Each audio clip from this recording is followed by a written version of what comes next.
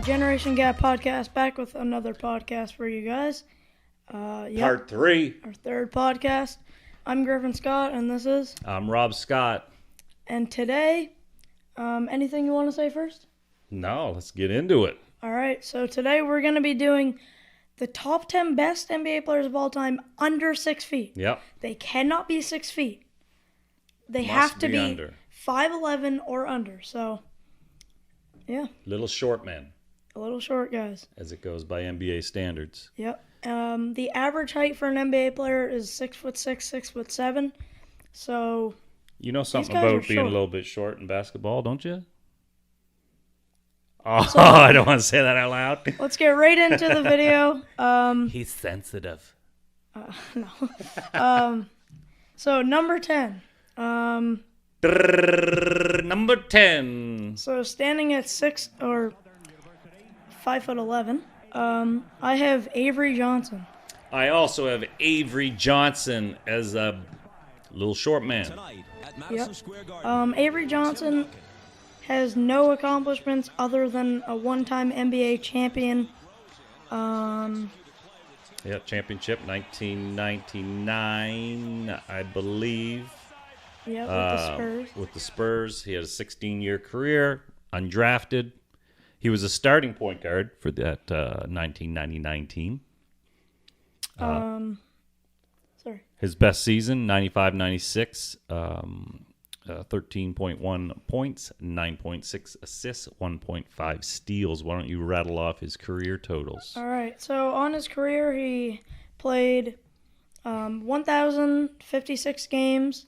He played 25 and a half minutes a game, averaged only 8.5 points on his career, 1.7 rebounds, and a pretty decent 5.5 assists. Yeah. Only 0.1 blocks, but And these none guys of are these all guys, short, so yeah. none of them are even over. And he came in at a 5'11", so he just came in under the height.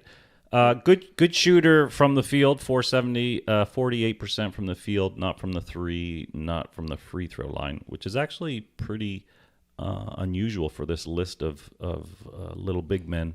Yeah. Most of them were pretty good free throw shooters. Yeah. So that's number 10, Avery Johnson. You got anything else to add to that, fella?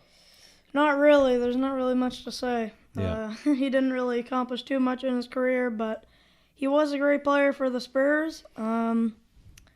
So Yeah. yeah. There he is, number 10, Avery Johnson. Number 9. I maybe have him a little bit too late for how short he was, but standing at 5'3", y'all know him, Muggsy Bogues. He played 889 games in his career.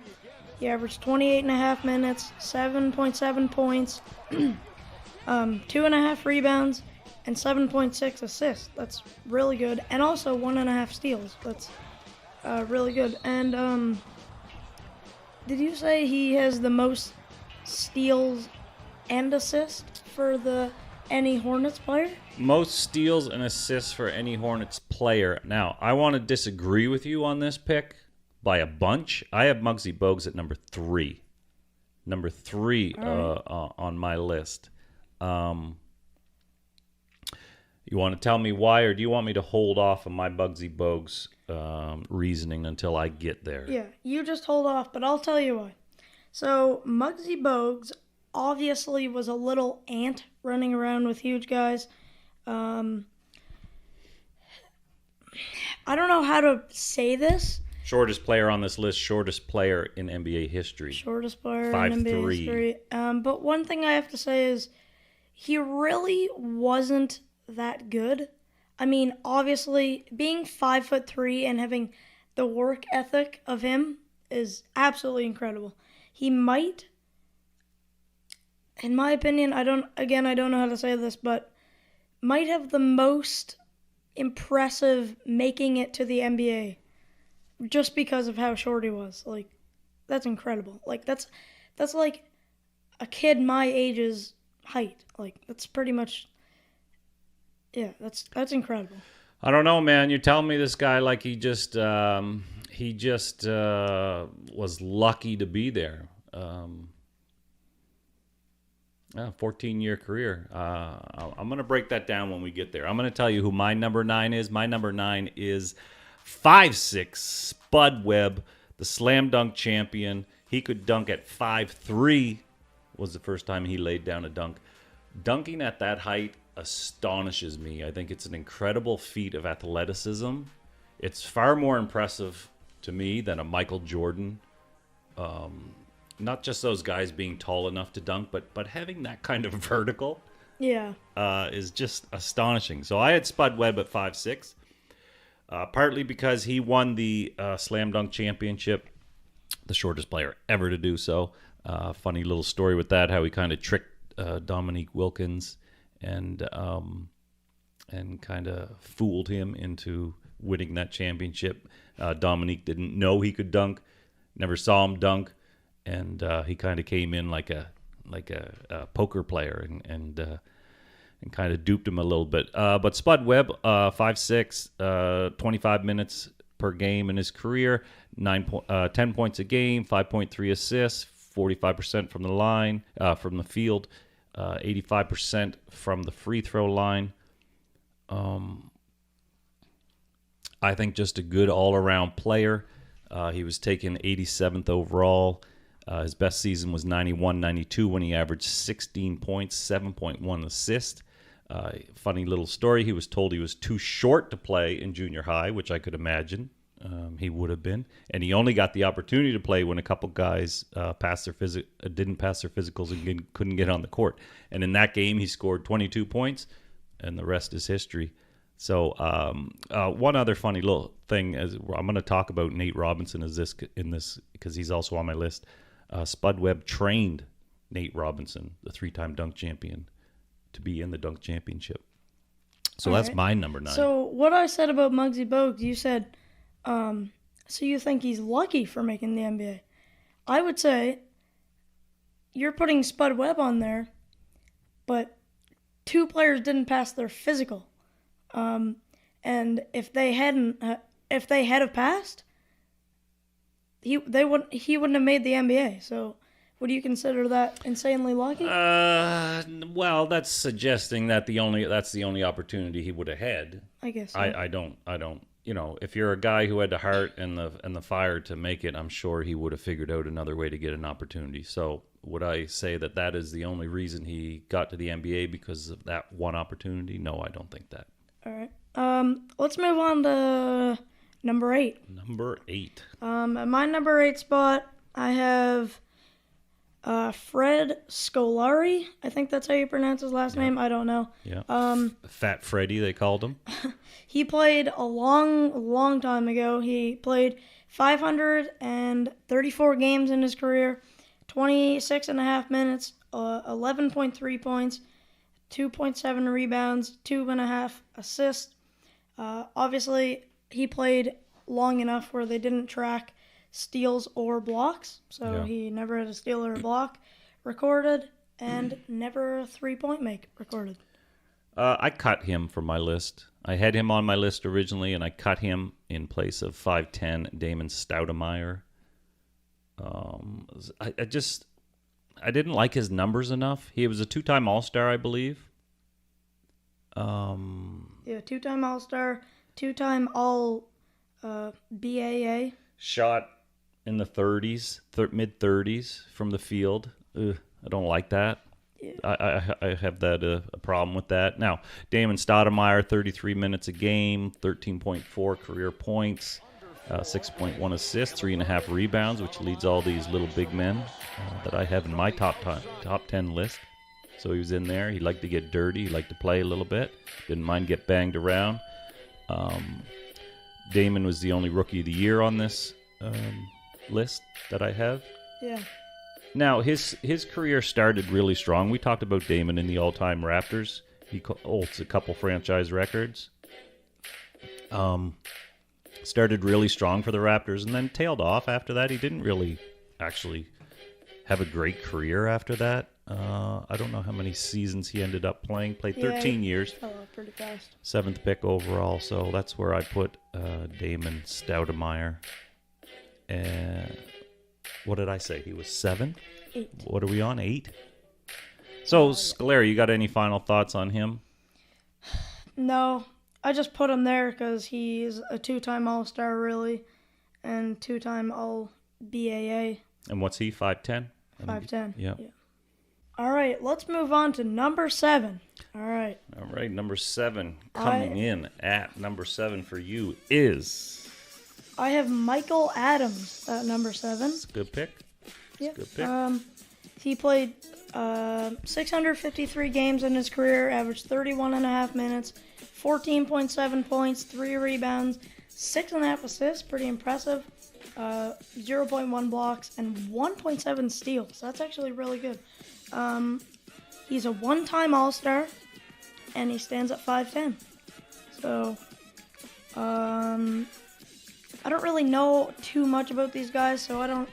And they really didn't accomplish as much as the taller guys would, probably just because of their height. It was a little bit harder for them. But who do you got at your number 7 spot?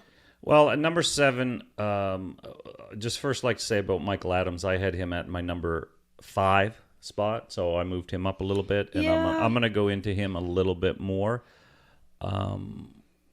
He had a monster season with Denver in 1990-91. He had 26.5 points, 10.5 assists, which is all-star level. Didn't make the all-star team. Got beat out by Magic Johnson. But I want to get back to him. My number 7 is Slater Martin, who Slater Martin had 7 all-star appearances. Almost nobody's probably heard of him. He played in the 40s, came up in the 40s, played in the 50s. 36 minutes a game, 10 points a game, 4.2 assists, 3.4 boards, shot 36% from the field, 76% from the line. He was 5'10". So, I really didn't even want to put this guy on my list, to be honest with you. Despite five All-NBAs, 5-time NBA champion, 7 All-Star appearances. He's in the Hall of Fame. He won 4 titles with George Mikan. He won 1 with Bob Pettit. He played 11 years. Now, why would I not want him in? It's just, I want to understand that era of the 50s better, because you talked about Fred Scolari and this guy too. They both played in a similar era, and both of them were terrible shooters who got this guy, 7 All-Star appearances. And he's a career 36% field goal shooter. Well, so I don't know enough about this era to really. I don't want to take things away from them. Now let's be honest. For example, he started in 1949. He was considered one of the best defensive players in the 50s. He led his high school to 2 state championships in 42, 43. I'm guessing there weren't a lot of black people on the teams in 42 and 43. Yeah. So I kind of hold that against them too. You got to play with everybody. So I just don't know enough about this era, and I think we should actually do a podcast on this era at some point. Yeah. I mean, I had him at my number 7. He's the only Longhorn to be a Hall of Famer, and he's only the second Longhorn to have his number retired. That's the Texas Longhorns, where he played college ball. So he did some significant things, but his numbers are garbage. I just don't get it. Well, he was 5'10", and what you got to keep in mind, back then it was very early stages of basketball, and there really wasn't all the shooting training that we have now. It was more just like that. It wasn't proper form. They would pound the ball dribbling. They'd pound it really hard, and then they kind of just do that. The fanciest move was a behind the back. No dunking? Barely. No threes? No 3-point line until the 70s. Yeah. So. Yeah, I don't know what it is, but let's do a podcast about that sometime. Yeah. Anyway, let's move on to number 6. All right. At number 6, I have Slater Martin. I had him at number 2. Wow. When I saw all of his career accomplishments. Well, yeah. But then I realized that he sucks at shooting. But then what I said, it's a whole mix, because I don't really know much about that era. as much as I'm saying about that era. So I gotta look into we gotta look into that era more to say that stuff because maybe all the point guards have back then, like the smaller guys who just shot a whole bunch. Maybe they all have very bad shooting percentages, and then if I see that, he might even be like at my number 2. So although didn't have great numbers as you said. Well, as pretty I'm much covered as him. I'm thinking about that now, like when we did Bob Pettit, and we looked at those guys for the all-time greats podcast, the first one you should check out on our channel. It's the top 10 all-time greats. Bob Pettit was somebody we looked at, and he's considered a great, A legend. a legend. And if I remember correctly, he had a crappy field goal percentage too. So yeah, again, I really want to understand that time better. So anyway, so my number 6. So you had Slater at 6. I had him at 7. My number 6 is Nate Robinson. Now, Nate Robinson, the 21st pick in 2005, played 11 years. The best year was in 08-09 with the Knicks. He he had 17 points, 3.9 rebounds, 4.1 assists a game. For his career, not that impressive. He stood at 5'9", played 22 and a half minutes overall for his career, 11 points, 3 assists, 2.3 rebounds, a steal, shot 42% from the field, almost 80% from the line, and 36% from three-point land. You say he's a Now, three-time dunk champ. but that is why I have him so high. That's why I have him at 6. Otherwise, I don't know if he would even be on this list. But Nate Robinson was a 3-time dunk champion. Not a 1-time dunk champion, which is impressive enough at 5'9". A 3-time dunk champion. And also, his first one was in 2006 and 2008. He won again in 2000. Let me just check my numbers. 2006, 2009, and 2010 were the 3 years he won the dunk championship. And he came second in 2007. So he almost had 4 titles as a dunk champion. Does it feel like all the short guys can dunk? Good. Well, but that's what's so impressive, and that's why I put him at number 6. Like, okay, so the numbers are average. Now, he played fewer minutes, so if you put him, you give him 3-4 extra minutes a game, he's more in Michael Adams territory in terms of about 13, 14 points a game, so he looks a little better. Damon Stoudemire, he's around that area. So he is that type of scorer. The 3 dunk championships move him up the list for me. Yeah. That again, that kind of athleticism, that kind of vertical, that ability to just do that at that height, super impressive to me. Super impressive. So that's who I got at number 6. Let's move to number 5. All right.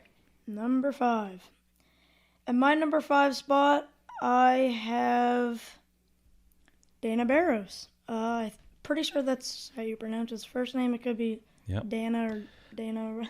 What Dana- towering height does he stand at? Towering height. I think he's 5'10", 5'11". He is 5'11".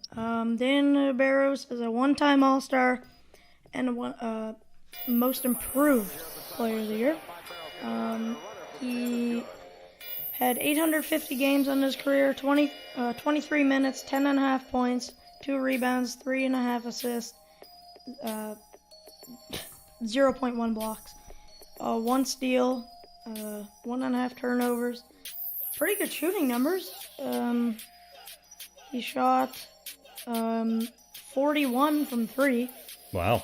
Yeah, Wow. 41 from 3.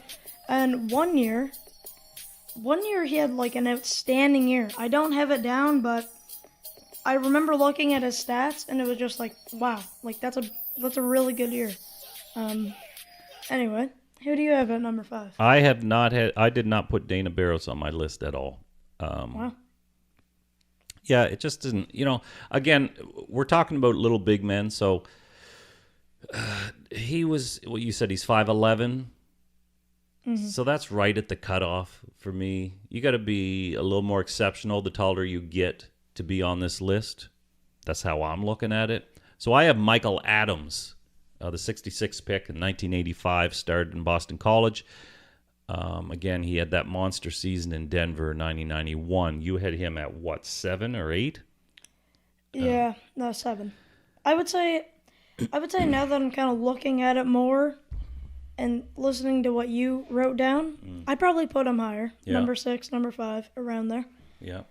So he didn't win an All-Star appearance. I mean, that incredible season, 26.5 points, Yeah. 10.5 It assists. was stole from him. That's a crazy season. That's an He All-Star did. He season. did have one All-Star appearance, but that came the following year when he had a season that was not as good. He had 18.1 points, 7.6 assists. Adams did hold the consecutive record for 3 points made in consecutive games at 79, which has since been beat by Steph Curry. No. Most consecutive games with a three-pointer. With a three-pointer, yeah. That's what I meant. Sorry for the fandangled language. And in terms of players, his stats, he was among the best statistically on this list. Averaged 14.7 a game, 6.4 assists, 1.7 steals, which leads all the guys I got on this list. For 42% from the field. Yeah. 853 free throw shooter, 2.1 turnovers. And he stands at 5'10", so he was number 5 on my list. All right, number 4. At my number 4, I have the Mighty Mouse, Damon Stoudemire. You already covered him, I think. Yeah, I had him at 8. Yeah. I have him at 4 just because on the Raptors, he probably has the best stats out of any of these guys. 19.6 points and like 8.8 assists on the Raptors. Again, Rookie of the Year, all rookie first team. He was a great passer, 13.4 points on his career per game, 3.5 rebounds, and 6 assists. Yeah, he's good. He's on my list for sure. Maybe a little high, but he's definitely there. Okay. He's definitely there. Good player. All right, number 4 for me. You said 4, right? Yep, number 4. Number 4, Terrell Brandon, the 11th pick in 1991. He made the all-rookie team, played 11 years. His best numbers came in a 4-year span with Minnie, where he averaged 15.6 points, 3.5 rebounds, and 8.3 assists. He made 2 All-Star appearances with Cleveland, and he came within 6 points for 10,000 in his career, I believe, 6 points short. Overall, he stood 5'11", a towering 5'11", played almost 30 minutes, 14 points a game, 6.1 assists, 3 rebounds. Pretty decent shooter, 45% from the field, 36% from the 3, 873 from the free throw line. So the 2-time All-Star, good numbers overall, and that's why I had him at number 4. All right, let's move on to number 3. Number 3. At my number 3, I have Terrell Brandon.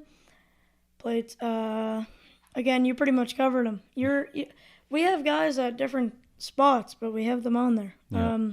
So he played 724 games, about 30 minutes per game, 14 points, 3 rebounds, 6 assists, 1.6 steals. Very impressive. And as you said, 2-time All-Star. He made the all-rookie team, and he stands at 5'11". Yeah. Yeah.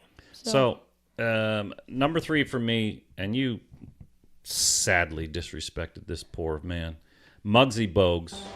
Muggsy Bogues, the shortest man in NBA history, standing at 5'3". He was the 12th pick in 1987. He averaged a double-double his best year, 93-94, with 10.8 points, 10.1 assists. That was with the Hornets. He's twice had averaged 10 assists in the season. Played 14 years. His mother stood at a very, very, very short 4'11", and his dad was 5'5". Played 4 years at Wake Forest. Named the most valuable athlete. Ended his ACC career as a leader in assists and steals, and had his number retired by Wake Forest. Played 1 season, I believe, with the Raptors. 2. I think. 2. So I mean, think so. a guy like this, 5'3". I mean, how do you? It's just so impressive to be. I mean, you got to have at that height. You have everything in the world and every person in the world telling you to go do something else. Yeah, it is To have that sort of mental, incredibly impressive. yeah, that mental strength, just to not give a crap what people think, Yeah. to believe in yourself that much, and to have 2 seasons averaging over 10 assists. Yeah. He's averaging a career high, or I should say a high over all of these other guys, 7.4 career assists for his playing days. Now, only 7.7 points. That's probably why you put him down a little bit, I'm going to guess. But a pretty good shooter, 46% from field goal, Yeah. 827 from the line in 28 and a half minutes. So And I think he definitely deserves the 3 spot. And I think he should wrestle you and maybe spank you for putting him where you put him. Would you like that? well, you did put on there that he's a standout wrestler and baseball Yeah, player. that's right. So he might be able to kick your ass. I don't know. So he had a rough childhood. Poor Yeah. guy. Do you want to talk about his Well, childhood? yeah. a I little mean, bit? I made some notes and I thought it was interesting. I really like people's backstory. So, he at 5 years old, he was hit by buckshot, which is, I don't know if you know, that's shotgun spray basically, and he had to be hospitalized by that. As a child, he was also traumatized by seeing a man being beaten to death with a bat. I couldn't imagine what that would do to your brain, especially at such a young age. And then when he was 12 years old, his father was sentenced to 20 years in prison for armed robbery. So, you know what I find interesting? You got guys who have that kind of hardship in their life early on, and it really creates a fire in them to succeed and become something special. Now, a lot of people go the other way, and they become the same thing. He could have gone to prison too. He could have done the same thing. But Yeah, same like Dennis Rodman. Yeah. Just never wanted to do that stuff. Just, so all of that is just so impressive to me about Muggsy Bogues. yeah, So when that's I my go 3 when pick. I go to like Walmart or something and I see the people that are like the exact same height as me, I'm like, oh my god, that's sad. That person never was able to grow a little bit tall, but Muggsy, but I never think of them making the NBA. Like, it's just like no, they're like it's just incredible. Well, yeah, but okay, so you're short, right? So that's no secret. You're shorter than most everybody you play against, and you're better than most everybody you play against. So what does that make you think? You think, well, I'm too short. I'm doing fine now, but no, I'll never get there. Or do you think, whatever, I'm going to do what I do? Yeah, it's all the work ethic. It's all in your mind. All right, let's move on to number 2. Number 2. I have Isaiah Thomas. So do I. The, We the line new up. one, not the older one. Yep. Because the older one is 6'1". This Isaiah Thomas is 5'9". Yep. 2-time All-Star, All-NBA team, and an All-Rookie appearance on the All-Rookie team. He averaged about 30 minutes a game, 18 points, 2.5 rebounds, 5 assists, 1 steal, 0.1 blocks, 36% from the free throw line, which is pretty good, 87% from the free throw line, which is again Terrific. yeah, Amazing. that's almost 90%, which is Hall of Fame. So, Yeah. but 1 year, 1 year was his All NBA team year. He averaged like 28.9 points. Yeah. That's pretty much 30 Yeah, that was points. with Boston, 16 and 17. Six assists, almost 3 rebounds. That's incredible. Yeah. And he looked like he was going to blossom into a star, and then again, And didn't. at the start of his career, when he played for Sacramento, I watched an interview with him, and he said to the guy that he used to be a really good dunker when he was younger, but stopped being able to dunk. Yeah.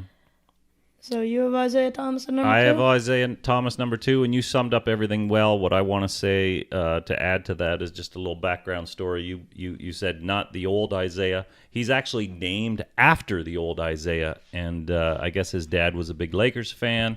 the Lakers were playing the Pistons, and he made some sort of bet that I don't know if the Lakers lost, he would name his son Isaiah, and he kind of fell in love with the name, and it turned out that way. And the only way his mom would consent and say, yeah, okay, I'll go ahead with this, is if he spelled it with a biblical spelling of Isaiah, which is I-S-A-I-H.